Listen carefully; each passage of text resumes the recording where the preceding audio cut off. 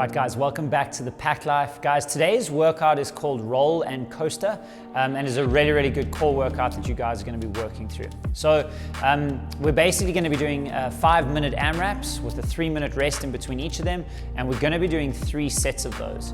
All right, so your total working time is roughly 15 minutes today. Okay, what are we actually doing during that time? Guys, we have a buy-in every single round, where at the beginning of the 5 minutes, you'll either do 100 double unders or 200 skips or a 200-meter run.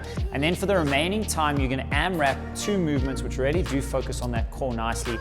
And those are going to be the burpee and the kettlebell swing.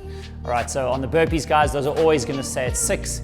In your first round of double unders, kettlebell swings, you're gonna do 12. In your second round, you're gonna do 9. And in your third round, you're gonna be doing 6 repetitions. Okay, so a nice little couplet that we're working through with that buy-in before. All right, so to help me demonstrate those movements for today, guys, we've got Rafi here, and she is gonna help us make sure that we get those movements right, as well as your point of performance today, which is going to be the American kettlebell swing. Okay, so over to Raf.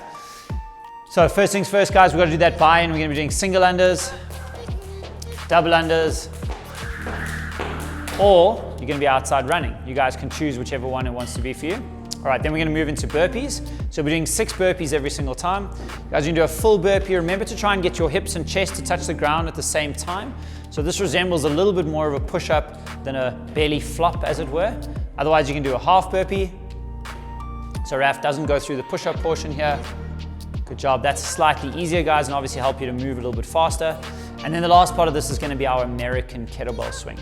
So guys, this is the swing where we finish all the way overhead.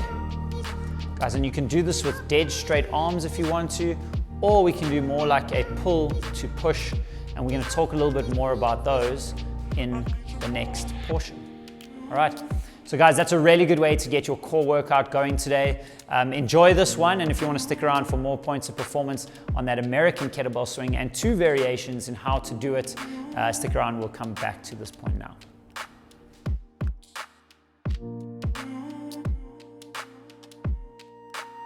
Right guys, welcome back to the Pack Life. Guys, today we're going to be talking about 2 different variations or 2 different possible ways that you guys can do American kettlebell swings. All right, so there's one that's a little bit more traditional and the other one that probably is a little bit faster and a little bit more efficient.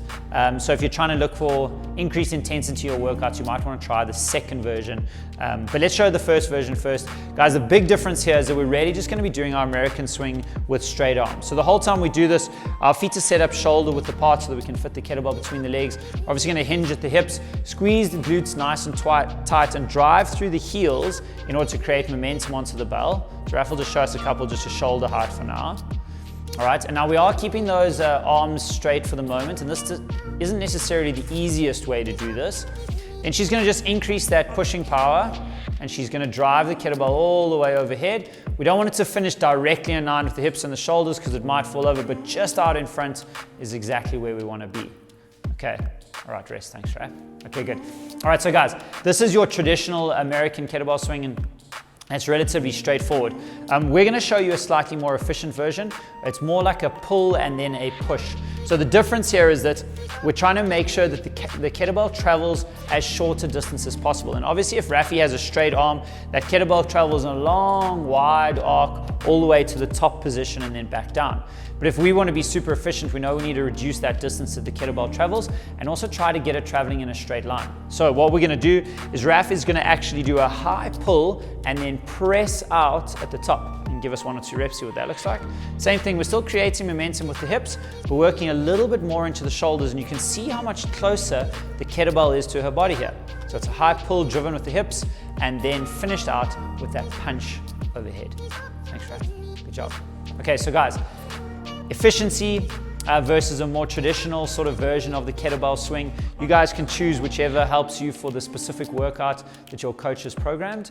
And we hope that helps. Try them both out, see what you enjoy, and use them in different places and different times. We'll catch you for another quick tips soon.